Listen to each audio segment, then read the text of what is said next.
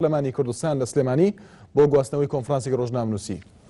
ئەو مژدەیە دووپات و دووبارە بکەمەوە کە ئەمڕۆ بڕیارێکمان دووپات کردەوە کە سبەی دەکا یەکشەممە داواکاری دانیشتنی نائاسایی پەرلەمانی کوردستان بۆ هەمواری یاسای سەرۆکایەتی هەرێم بۆی سیستەمەکە بکرێتە پەرلەمانی و سەرۆک لەنێو پەرلەماندا هەڵبژێدرێ و دەسەڵاتەکانیشی دەسەڵاتی سیستەمێکی پەرلەمانی بی ئەمڕۆ بڕیادرا بۆەوەی بچینەوە هەولێر هەموو ئەو فراکسیۆنانی پرۆژەمان پێشکەش کردووە داواکارێکە ئاڕاسی سەرۆکایەتی پەرلەمان بکەین. لێرە ڕووداوەکە دەست پێ دەکا کە ئێمە لە بازگەی دێگەڵا بەشێک لە عناسرەکانی هێزی ئەمنی بەشێک لە هێزە ئەمنیەکان چکە ئێمە ڕێز و تەقدیری زۆرمان هەیە بۆ پێشمەرگە بۆ پۆلیس بۆ هێزەکانی پاراستنی ئەم هەرێمە، بەڵام ئەم بەشە هێزەی ئەم ژمارە کەمەی کە لە بازگەی دێگەڵە بوو بە بەردەوام ئیعازیان بۆ دەهات لەلایەن مەزدەڕی نادیارەوە تەسەڕف و هەرسوکەوتی نائەخلاقی ناسیاسی نایاسایی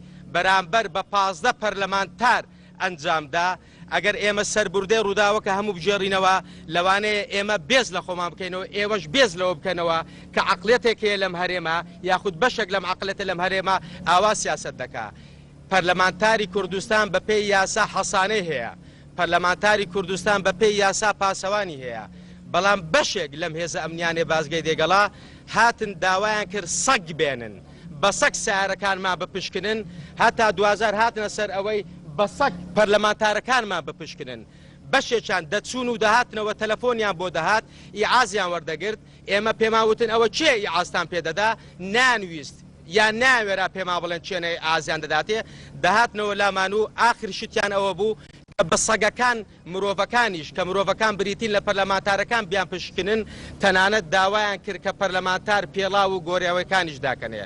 ئێمە لەگەڵیان هەموو هەوڵێکماندا کە ئێمە پەرلەمانتارین، بەڵام دیارە ئەو ئیعازەی بۆ ئەوان دەهات زۆر ساڕم بوو. بەڵام وەکو ئەرکێکی میهەنی و یاسایی خۆمان تەلەفۆنمان بۆ وەزیری ناوخۆ بەڕێز کەریم سنجاری کرد کە لە پشتی پارتی دیموکراتی کوردستان وەزیری ناوخۆیە، بەڵام بەداخەوە وەڵامی تەلەفۆنەکەی نەداینەوە. تەنانەت لەگەڵ وەکیلی وەزیری ناوخۆ کە لە پشتی بزوتنەوەی گۆڕانە پەیوەندی ماکرد بۆ ئەوی ئەو پەیوەندی بە وەزیری ناوخۆ بکە. جێگری وەزیری ناوخۆش پێ ڕاگەیاندین کە کەریم سنجاری وەزیری ناوخۆ وەڵامی پەیوەندیەکانمان ناداتەوە. بۆیە ئەوەی ئەمڕۆ ئێمە بینیمان لە بازگەی دێگەڵا ڕێک چونکە ئەم هێزە ئەمنیانە سەر بە پارتی دیموکراتی کوردستانن، ڕێک پێچەوانەی پەیامەکەی مەسعود بارزانی سەرۆکی هەرێمی کوردستان بوو، ڕێک پێچەوانەی پەیامەکەی نێچیروان بارزانی سەرۆکی حکوومەتی هەرێمی کوردستان بوو، ڕێک پێچەوانەی ئەو پەیامە بوو کە ئەنجومەنی سەرکردایەتی پارتی دیموکراتی کوردستان دەری کرد. کەواتە ئەوەی ئەمڕۆکرا ئاماژەی ئەوەیە ئەمە پارتیە باز لە دوو ئیدارەی دەکا و دوو ئیدارەی دەوێ، ئەمە پارتیە تاوەکو ئێستا نەیتوانیوە واز لە نەفەسی شەڕی ناوخۆ بێنێ. بەڵام ئێمە بۆ ئەوەی دووپاتی بکەینەوە بۆ خەڵکی کوردستان، دووپاتی بکەینەوە بۆ پارتی دیموکراتی کوردستان و بۆ هەموو حەزب و لایەنە سیاسیەکان کە ئێمە لەگەڵ سازانین، ئێمە لەگەڵ پێکەوەین، ئێمە لەگەڵ سەروەری یاساین، ئەم ملەتە ماندووە، موچەی نییە، کارەبای نییە، ئاوی نییە، تۆبەی ئەم کارە نایاسایی و ناشیرنە بەرامبەر بە پەرلەمانتار بکەین. بەڵام ئێمە نەفەسمان درێژە. ئێستاش لێرەوە داوا لە سەرکردایەتی پارتی دیموکراتی کوردستان و داوا لە سەرۆکی هەرێمی کوردستان دەکەین کە ئەو جارە بەڕاستی نیەتی خۆیان دەرخەن، پامی ڕاستەقینە و دوور لە یاریکردن بە وشە و یاریکردن بەکات دەربکەین. ئێمە دەمانەوێت هەموو حەزب و لایەنە سیاسیەکان بێکەوە ئەم هەرێمە لە سەبنەمای یاسا پێکەوە بەڕێ ببین. لە هەمووی گرنگتر ئەم سەیتەڕای ئەم بازگەیە ئەگەر ئەم بەشێک لە دەسەڵاتی هەرێم ئەگەر جدی بێ لەوەی کە گوایە ئەمە شتێک بۆ سوء تەفاهم بە کە ئێمە پێمان وایە بەرنامە بۆ داڕژراو بووە، ئەم سەیتەڕێ کامیرای لێیە، کامیرای ڤیدیۆی لێ دەتوانن ئێستا ڤیدیۆیەکە لێ دەنەوە چێ بوون ئەو ژمارەکەمە لە هێزە ئەمنیەکان ئەم تەسەڕوفە ناشنایان کرد. بۆیە ئێمە داوای دانی دادگای ئەوانە دەکەین دەبێت بدرێن بە دادگا.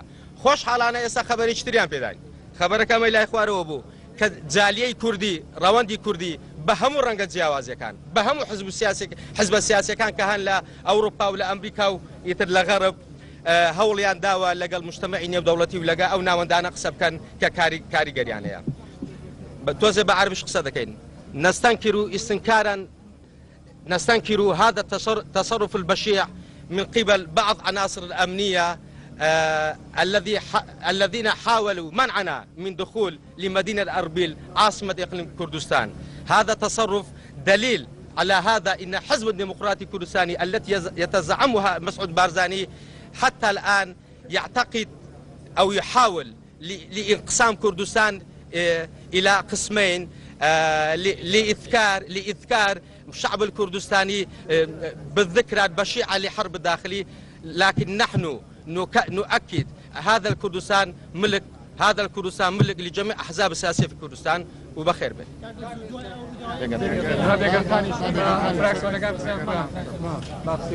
بەناوی خوای گەورە و میهرەبان، ئێمە وەکو فراکسیۆنی یەکێتی نیشتیمانی کوردستان ئەم ڕووداوەی ئەمڕۆ کە لە بازگەی دێگەڵە ڕوویدا بە هەموو شێوەیەک ئیدانە دەکەین.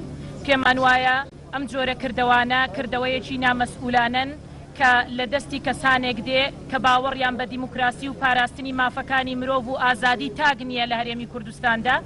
بۆیە لێرەوە ڕای دەگەێنین ئەم کردەوانە بەس ئیمڕۆ نین. لە دوای 23 حوزەیرانەوە تا ئەمڕۆ پەرلەمانتارانی پەرلەمانی کوردستان لە فراکسیۆنە جیاوازەکان کە بەشداری دانیشتنی پەرلەمانی کوردستانیان کردووە بە هەموو شێوەیەک لە ژێر هەڕەشە و لە ژێر سوکایەتی پێکردندان. بەداخەوە ئێمە دەڵێن هەرێمی کوردستان لە ساتە وەختێکدایە کە پرۆسەی دیموکراسی و پاراستنی مافەکانی مرۆڤ و ئازادی بە حزوری دەیان نوێنەرایەتی و قونسوڵگەری وڵاتان لە هەرێمی کوردستاندا هەنگاو بۆ ئاراستەیەک یاخود بۆ قۆناغێکی تازە دەهاوێ. بەڵام ئێمە تازە بە تازە بە ڕێگریکردن و بەو جۆرە تەسەڕوفە نەشیاوانە دەمانەوێ ڕێگری لە خواستی بەشێکی زۆری کۆمەڵانی خەڵکی کوردستان بکەین کە بریتیە لە هەمواری یاسای سەرۆکایەتی هەرێم و گۆڕینی سیستم لەم وڵاتەدا بۆ ئەوەی بتوانین لەم ڕێگەیەوە دیموکراسیەکی ڕاستەقینە بۆ بەرجەستەبوونی مافی تاک لە هەرێمی کوردستاندا بێنینە ئاراوە. ئێمە لێرەوە ڕای دەگەێنین خواستی هەر لایەنێکی سیاسی بۆ دووکەرتکردنی هەرێمی کوردستان مایەی قبولکردن نییە. خواستی هەر لایەنێکی سیاسی بۆ دروستکردنی ئاژاوە لە هەرێمی کوردستاندا مایەی قبولکردن نییە.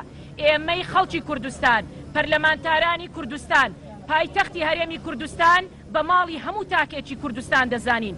هیچ هێزێکی سیاسی ناتوانێت ڕێگری لە هیچ تاکێکی هەرێمی کوردستان و بە تایبەتی پەرلەمانتارانی کوردستان بکە کە ممارەسەی خواستەکانی خۆیان بکەن لە ناو پایتەختی هەرێمی کوردستاندا بە تایبەتی ئێمەمانان کە کاری ڕۆژانەمان لە پەرلەمانی کوردستانە.